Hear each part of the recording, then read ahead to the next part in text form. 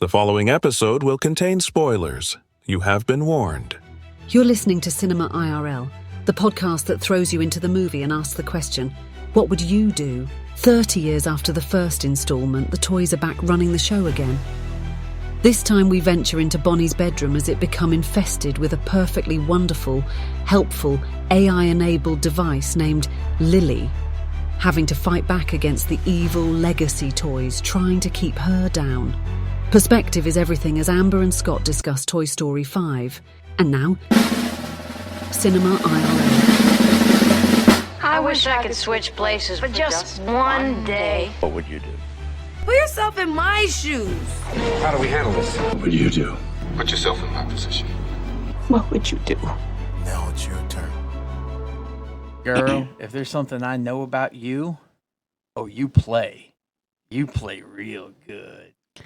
Yeah, you did like that line in the movie, didn't you? That was funny. Like, just the way she delivered it. Oh, yeah, she plays. Oh, she plays good. Yeah, I think you were tapping into some of the adult humor. There was a lot of that. I think that's just smart. You need to make something good for kids and good for adults.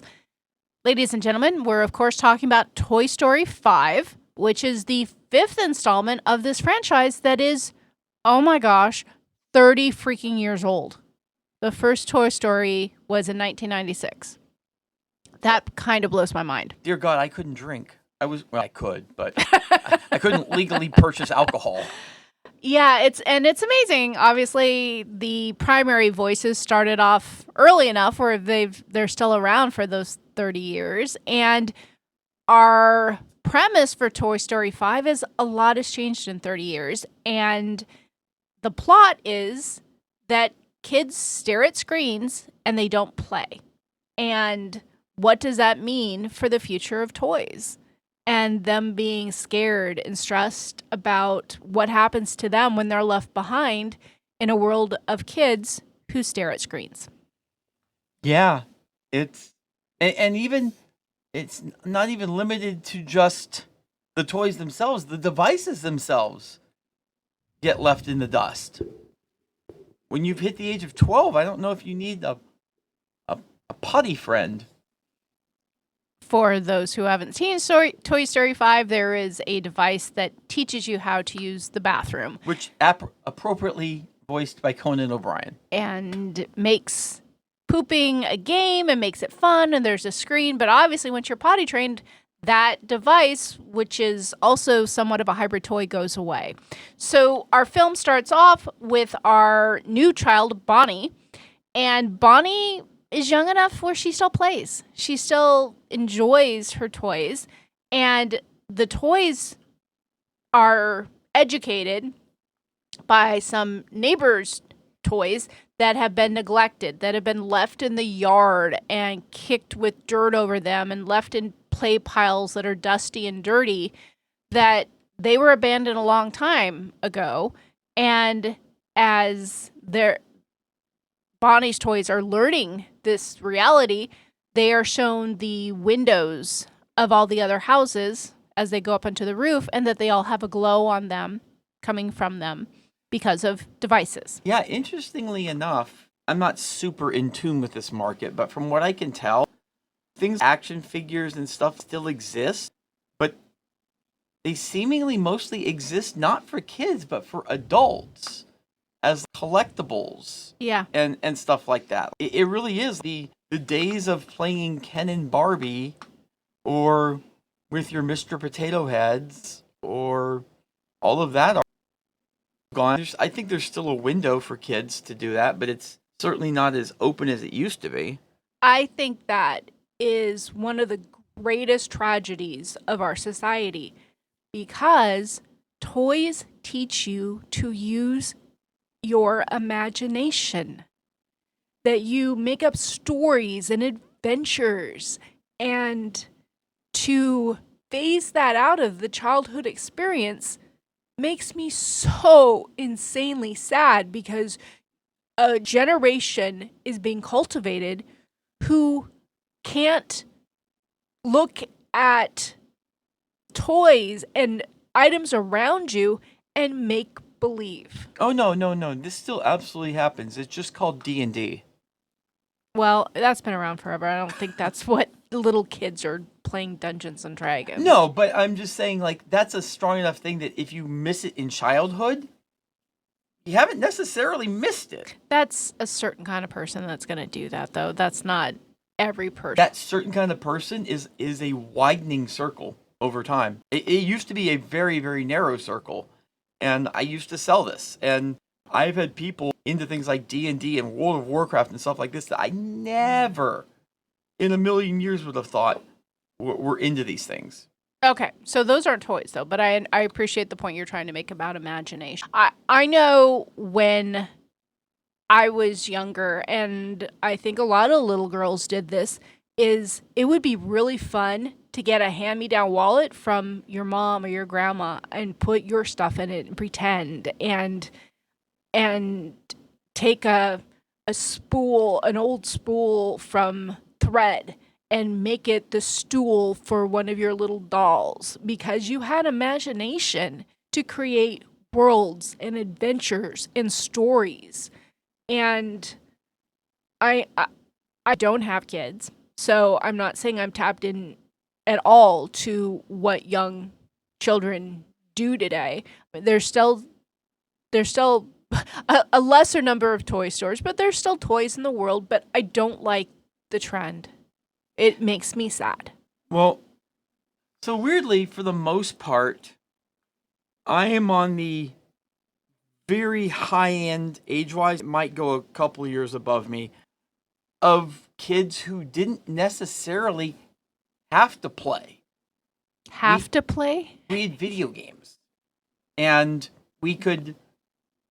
There's a place for video games, but young children should know how to play. Video games, sure, once you hit double digits, when you're 10 or whatever, yeah, there's devices to be able to play games, but if you're younger than 10, gee. Wow. Okay, that bleeped, I hope. Get out and play. Play in your yard, play with neighbors, play with children at school, engage with the frickin' world around you and play. A video game is no different than plopping your kid in front of the TV because it's too hard to parent or you need a break. And putting them in front of a device is no different than plopping them in front of a TV watching cartoons. Well, I can tell you that I was playing video games with my dad at age 5 or 6. I think that's sad. I was playing with my dad, which helped. I do remember. That's better than playing by yourself, but I suppose in a way that's a core memory, but I your point notwithstanding is I'm glad you have a positive memory of that with your dad. I didn't mean to be so harsh, but at 5 years old to be playing a video game, I personally think that's sad. I mean, again, at that point, it wasn't like a little screen in your face. It was like you had to hook this up to the TV at home, and it was things that sometimes a family could do around. So it's definitely different than it is today where everything is personal. See, and that's different, though, because so in the film, Jessie, the cowgirl, she was describing what play is to these forgotten devices that were age-specific or outdated or whatnot. You're referring to Sheriff Jessica? And she was explaining what play is. And play is imagination. Play is putting your dolls together and getting them married or having a spy and finding a riddle and a puzzle, or play is imagination. So doing that, playing a game with your dad at 5, I'm glad you had some good quality time with your dad, but I really agree with Jesse's description of play is seeing what's possible and honestly exceeding what's possible, because your imagination can say that I can fly to the moon, or I can live on Mars, or I'm a gopher and I live underground, that you are not limited by reality. Don't get me wrong, even though I said I was at that age, I did play when I was younger. I am still Gen X, so I was still forced out of the house and told to go hang out with friends and play tag and other stuff. But as far as I guess there... Did you have toys? I know I did. But So you don't remember toys you had? But if I think about it, the toys I had were like a Speak and Spell and Mr. Game Show and a 2XL. What's that? 2XL was a robot that would So they were tell you stories based on the buttons you hit. It was on an 8-track. Okay, so what I'm picking up here is all your things had batteries. I think so. Now, my brother, who is 18 months younger than me, super into Star Wars. A lot of his stuff did not have batteries. He's still super into Star Wars. But yeah, if I really think about it, Now, my mom could probably come here and refute some of my claims. But I feel most of my toys had some form of electricity. Now, that's also partial. Well, here's the question. Is that because of who I am, or did I become who I am because of that?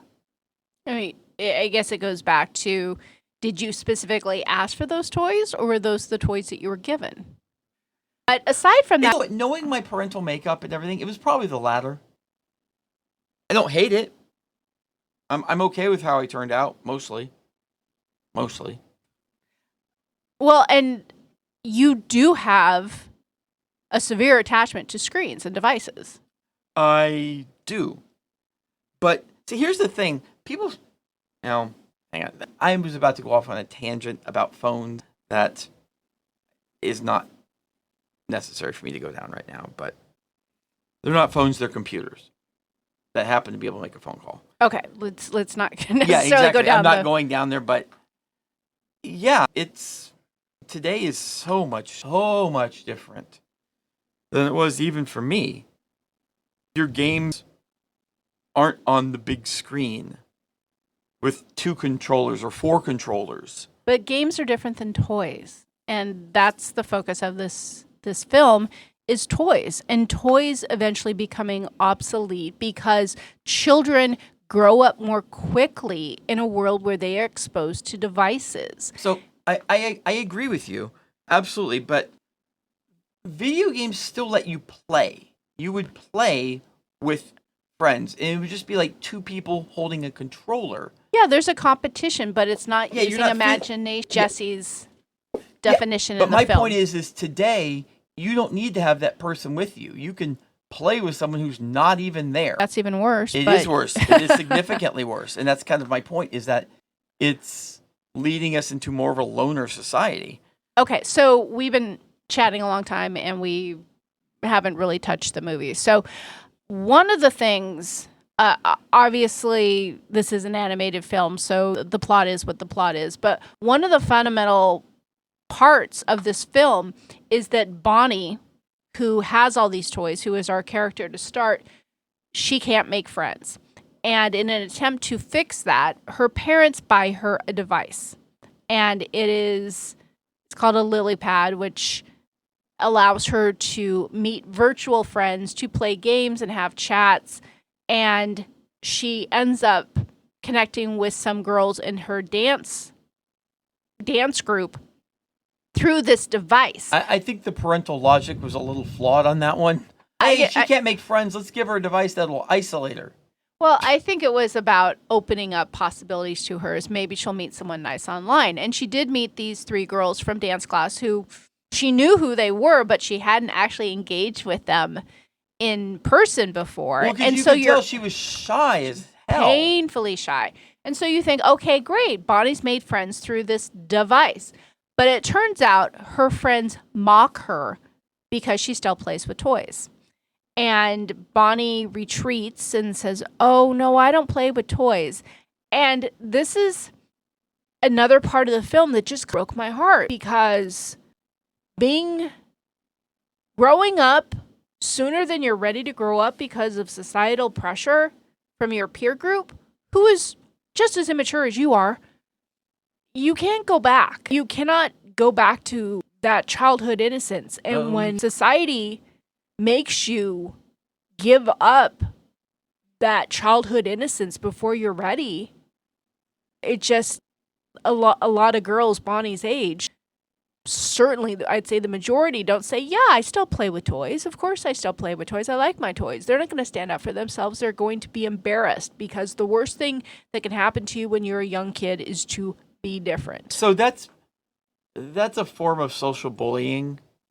I see there's two kinds. You have the active social bullying and the more passive social bullying. Well, it's kind of like you don't still believe in Santa, do you? Yeah, it's the peer pressure of, wait, if all of these people think toys are dumb, why don't I think toys are dumb? Well, and I should think toys are dumb. Yeah, because everyone else must be right and I must be wrong.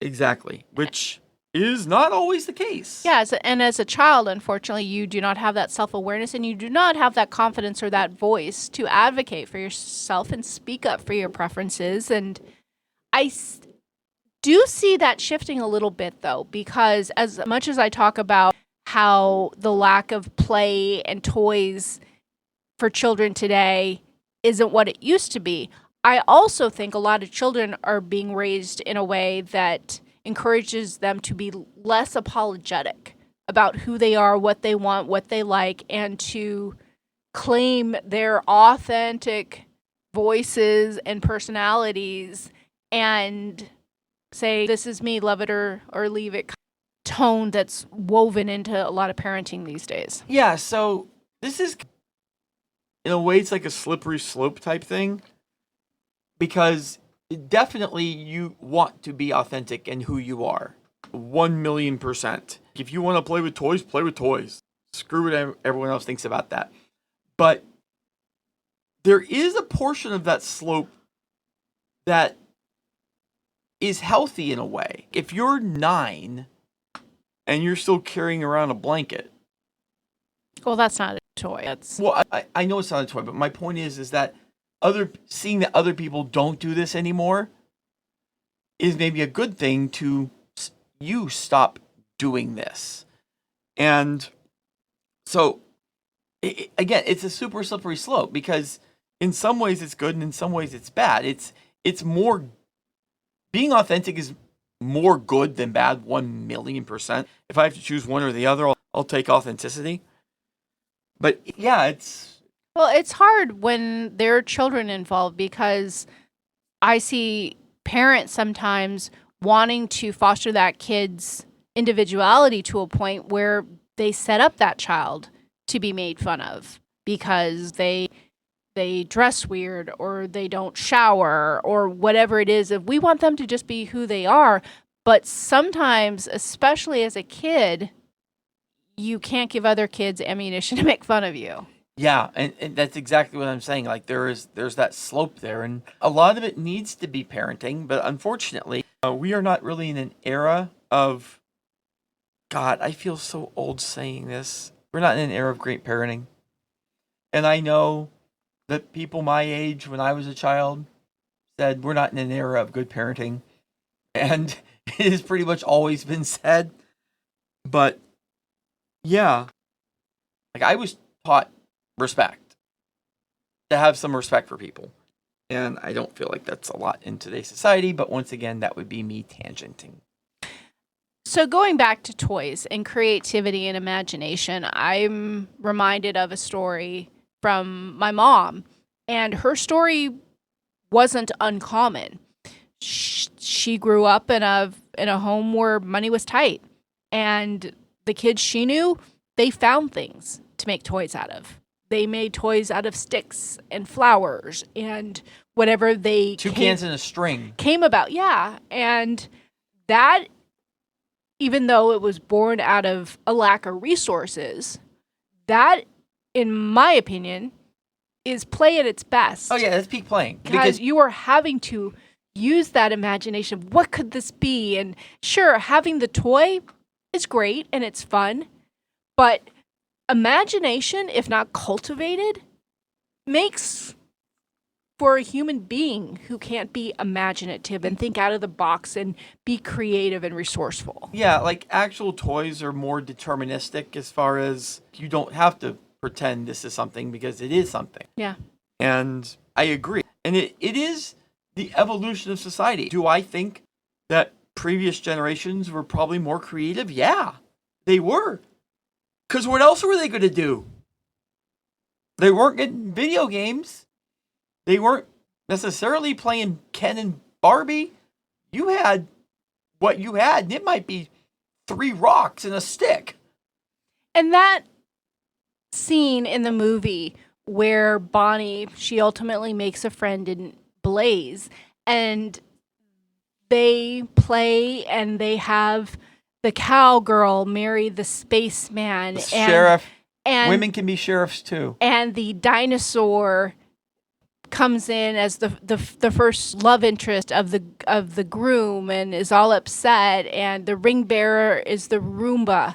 And there's a lot of drama in her playing. Yeah, it was kind of like a telenovela. Yeah. And I was so touched by that scene because that is the beauty of creative play as a child. Yeah, you have to figure out which of your toys. And it's not necessarily a doll. You have all the other toys, and you need someone to be poisoned. Let's choose a T-Rex.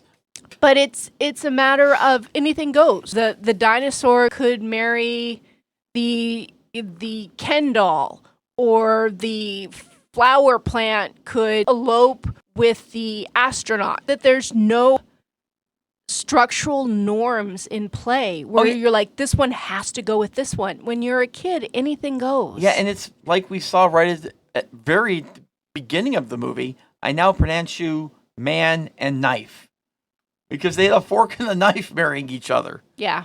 You get creative with what you have. Yeah. And I think that might be a skill that people are losing, learning how to get creative with what you have. It's called being resourceful, and I'm a resourceful person, and I know you are too. Yeah, and I think the availability of all this thing does make people less resourceful. But one could also make the argument that in an era of AI, how resourceful do you need to be? But that's different than what we're talking about here in the fact of children. Well, it's not versus just children. Adults. It's what you learn as a child that carries you over into adulthood. So back to the film. As Bonnie's parents get her this device and see that she's making friends, and she goes to a sleepover from the dance girls. She's been invited now, and the girls and her end up just sitting on the couches in front of their devices for their sleepover. And apparently they play a game of hide and seek, and they forget about Bonnie, and she stays hidden all night and didn't eat and didn't sleep. And when we talk about playing and children and creativity, I don't know what boys' sleepovers were like, but as a girl, we were busy. We were playing all kinds of games and talking and braiding things and makeover things. I'm assuming. Yeah, no, I didn't do any makeover stuff, but we would talk, and we would, who do you look in, truth or dare, and we would talk, and we'd get to know each other.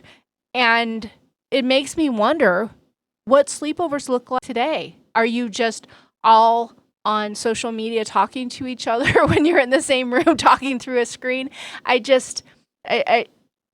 think it's very clear. I feel really strongly about the deterioration of our own personal growth and communication skills because of devices. I feel when you're in person, even today, maybe what you're talking about is different. Yeah, you might get some girls or guys who are sitting in the room all on social media and Instagram, and they're sharing reels with each other and talking, and you learn, okay, well, this person's sharing this kind of reel, and this person's sharing this kind of reel, and it's an evolution. But I still think I don't think sleepovers are necessarily 4 kids getting together and just all on your iPad and not talking. Maybe I'm wrong. I could be completely wrong. Again, no children here.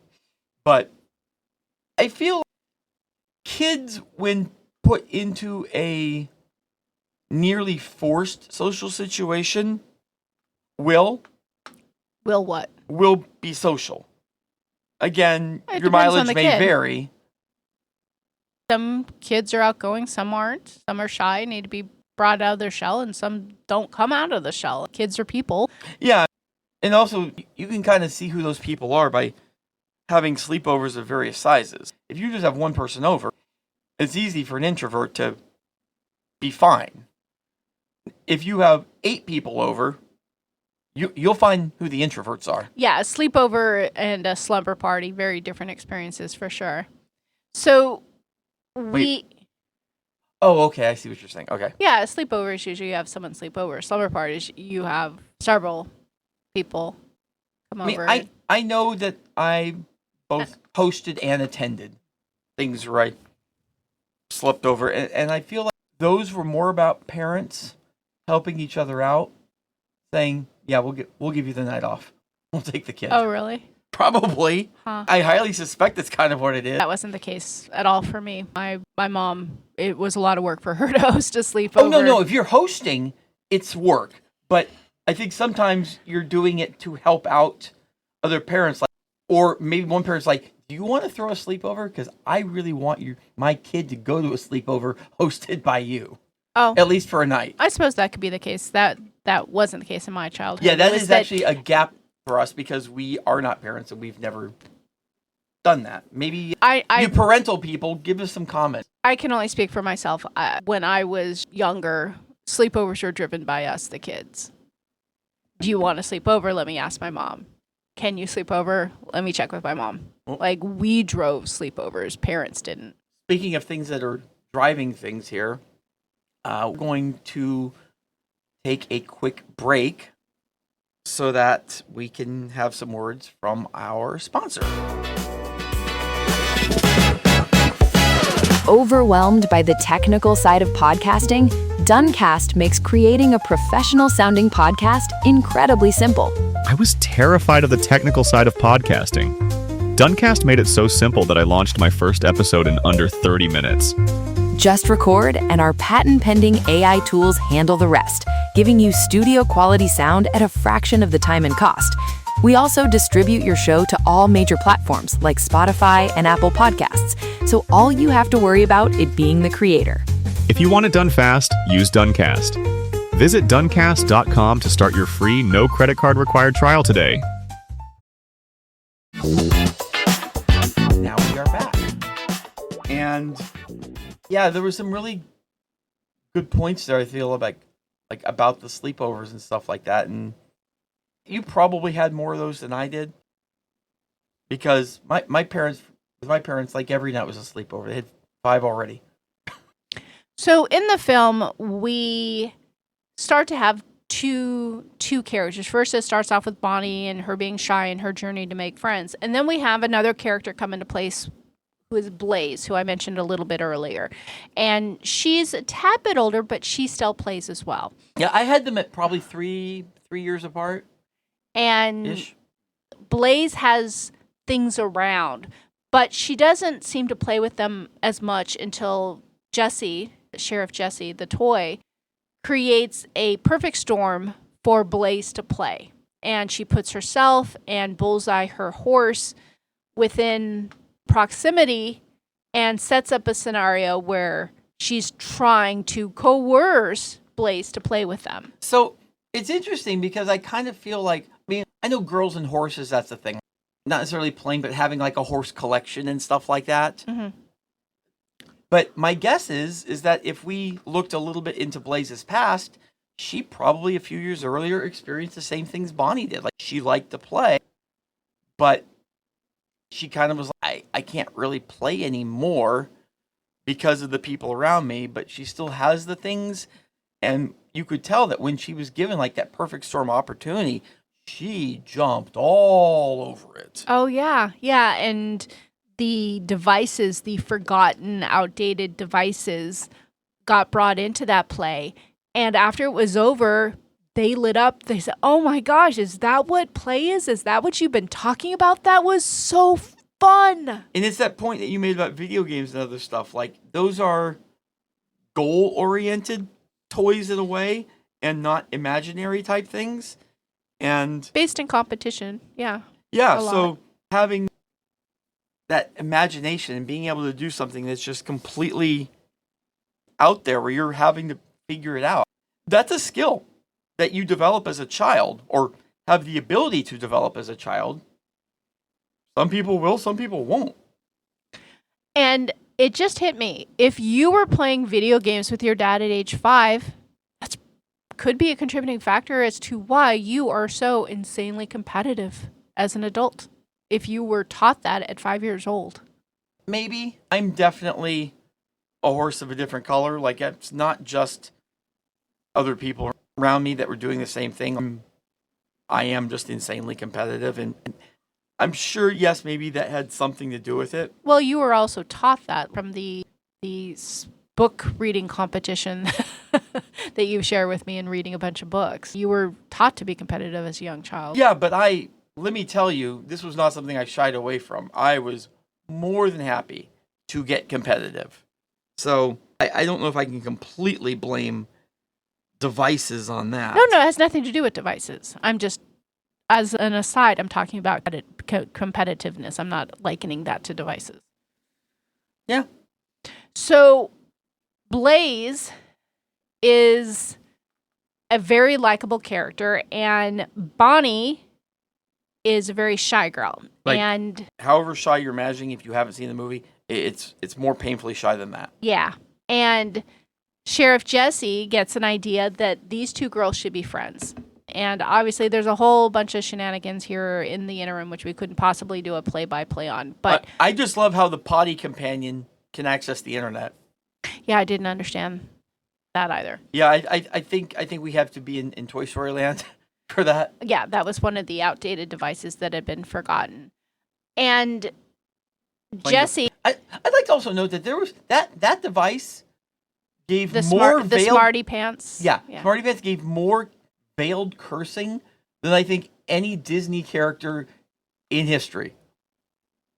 Definitely some Pixar influence in there for sure. Oh yeah, like at one point he says, "Flush me." Yeah. And then obviously it's a potty device. I do like now having a 1.5 in my arsenal. What? Oh.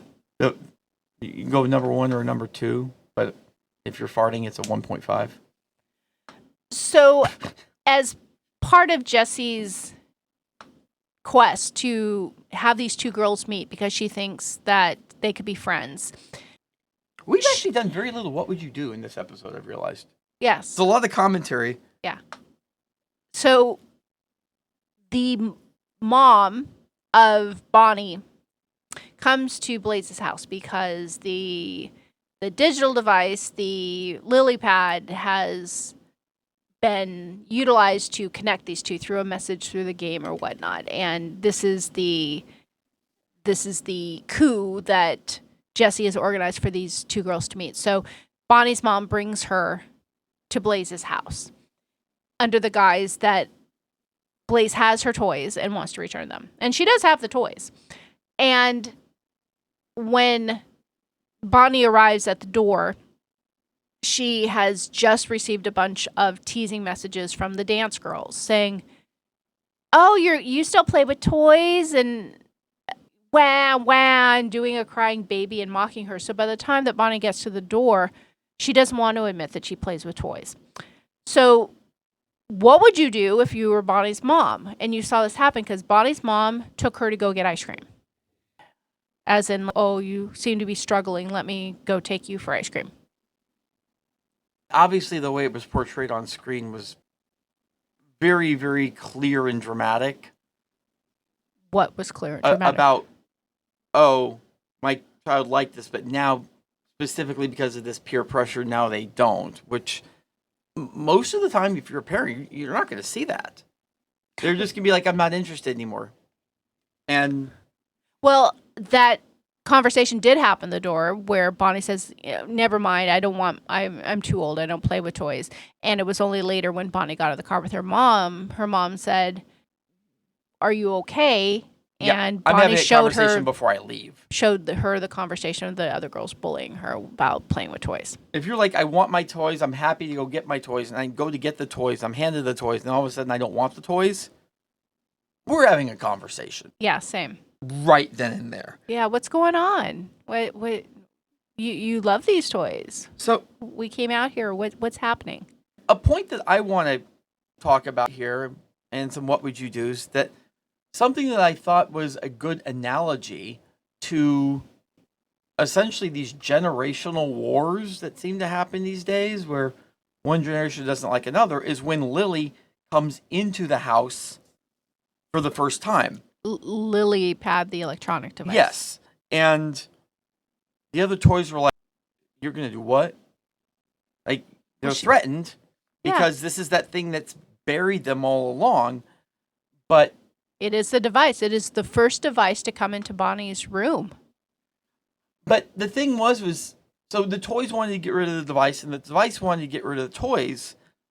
But you don't even necessarily realize why you're mad at each other, because they all had the same goal, which was to make Bonnie happy, help Bonnie be social, and help make friends. And they all had the same goal, but because the methods were different, they would go to war with each other just because of that. And well, it was a matter that each one was threatened by the other. The regular toys were threatened with being put in a box and put in the garbage or donated because Bonnie was getting older and old enough to play with devices.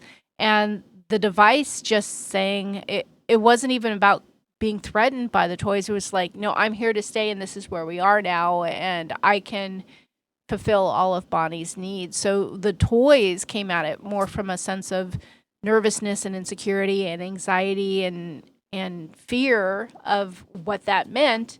And the lily pad was certainly more confident of just saying, well, I can help Bonnie, and you're just, thank you for the time you put in, but you're not needed anymore. And see, that's the thing. If I'm the toys, I'm probably not going in with the, I don't know, extreme dislike. But they just learned about just recently, they learned that all these other kids had devices and that their kid was one of the few that still played with toys. So they're already fearful. And then finally, this device now comes into their home. It's the fear of the unknown. That's what. I don't think it's unknown. I think it's very known. Well, that not is to a them, sign. It's a sign that they see people with screens, but they haven't actually seen the interaction themselves. Because it's a sign that your kid is growing up, that they are old enough for a device. Well, I think the toys should have gone at it with more of a, hey, listen. No. I'm a toy. Hey, listen. Hey, Lily, listen.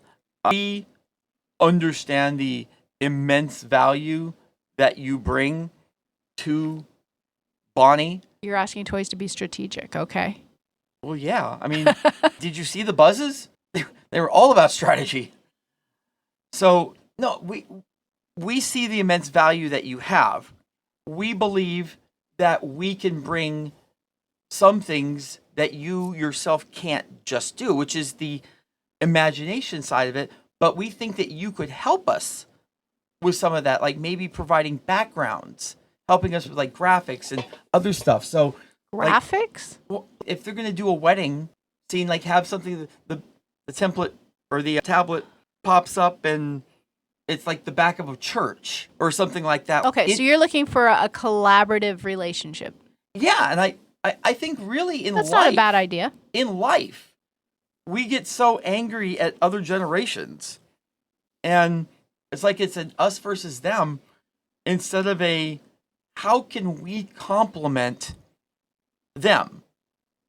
How can we all get along and still try to achieve these goals that oftentimes we have similar goals? That's actually a really good point, and I do appreciate that because you're right.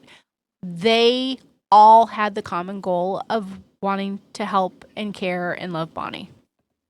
Yeah, so they could have worked together with the toys, understanding that this is a tablet, and there are going to be times that it's just going to be Bonnie and Lily. And Lily's going to come in, and she's going to be toy number one out of the gate.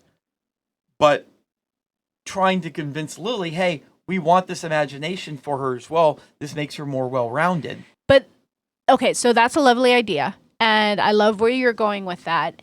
And we also saw Bonnie's behavior shift once she had that device, because she was on that device all the time and she did stop playing with the toys. So the toys and Lily can collaborate all they want, but the fact is once Bonnie was given a device, she chose the device and she left the toys aside.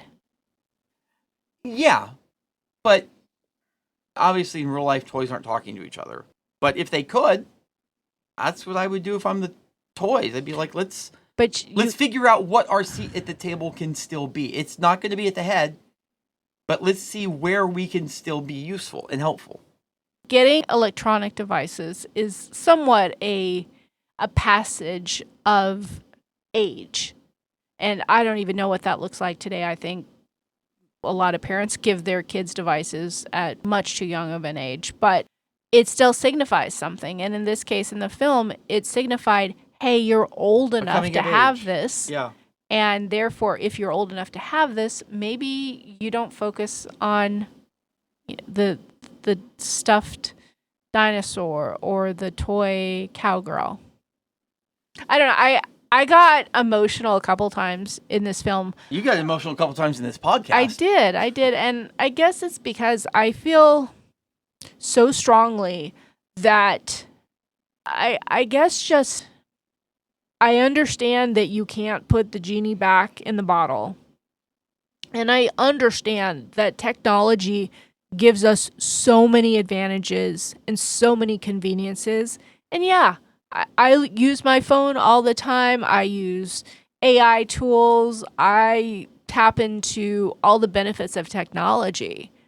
And at the same time, I still desperately believe in the human capacity for play and creativity. Well, that's like a lot of what your personal brand is about with journal doodles, helping people with processing emotions and stuff through creativity and imagination. And even the coloring club that you've created is purely about setting all of that crap aside and using your imagination. I think it's an incredibly valuable service.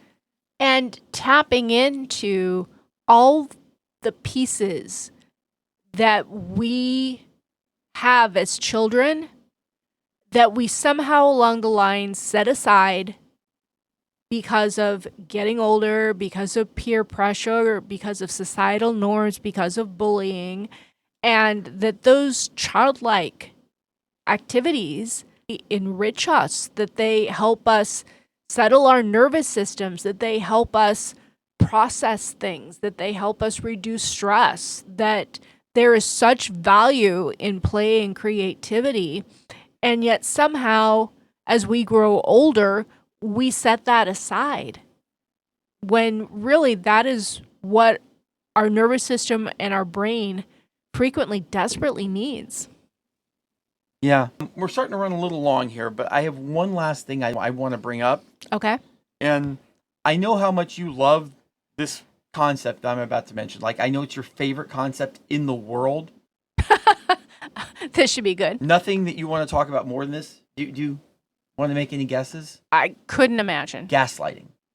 Okay. There was, this is a what would you do, a beautiful, unintentional reverse gaslight that happened in this movie. What do you mean? So when they were going for the sleepover and packing the suitcase, and then Jesse and Bullseye packed themselves. Yeah, they hid in the suitcase because they wanted to see what happened at the sleepover. And they're driving, and she opens the suitcase and sees them and says to her dad, "Oh my God, thank you. You packed Bullseye and Jesse for me. Thank you so much." Right. And if you're dad, you're like, "I didn't do that. I didn't do it." What do you do if you're the dad in that situation? Are you saying do you falsely take credit, or do you say I didn't do that? Yeah, it's actually kind of interesting because gaslighting obviously is a negative concept in general. Yeah, I don't think that's the proper term for this conversation. It's the same thing where you're basically, now, and I said unintentional because she didn't know this and was trying to convince otherwise, but it was telling your dad, "Oh, you did this. Thank you so much." Yeah, do you take the credit? Because this could be for a whole bunch of things. At work, if somebody thinks that you did something that somebody else did or whatever. I think those are different decisions if you're an adult talking to another adult at work. If your kid says something like that, I don't see any reason to lie and take credit. You're a parent. Maybe the other parent did it. You don't know the situation. Your mind doesn't go to, oh, the toys packed themselves in the suitcase, and so I need to cover for the toys. You say, did you do this? Oh, thank you, Dad. And you're like, oh, I don't know how that wound up in there. Maybe Mom did it or something. I wouldn't take credit for that. Yeah, but he did.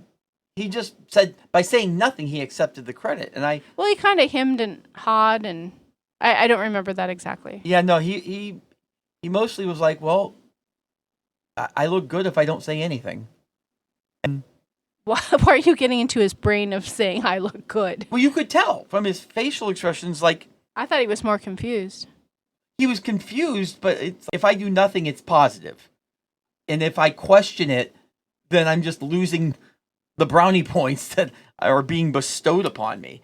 And it is interesting in life of having those opportunities when those brownie points may be bestowed upon you and you haven't really earned them. And yeah, I think it can be situational, but I don't know. Taking responsibility for what you do and don't do. We see it a lot of times as adults when people are like, I didn't do that. That wasn't me. But that's a bad thing. This was a good thing. When you get accused of doing something good, people aren't like, oh no, yeah, no, that was me. And you're taking credit away from other people. He probably figured Mom did it, but he was willing to take the brownie points for that. So I just thought that was interesting. I know it's probably nothing that most people even thought about, but I did. Okay. The rest of the Toy Story. We hope you enjoyed our episode. Thank you for listening. And to catch all the new episodes, please subscribe. We release 2 to 3 episodes weekly, so we'll have new content regularly. Until next time.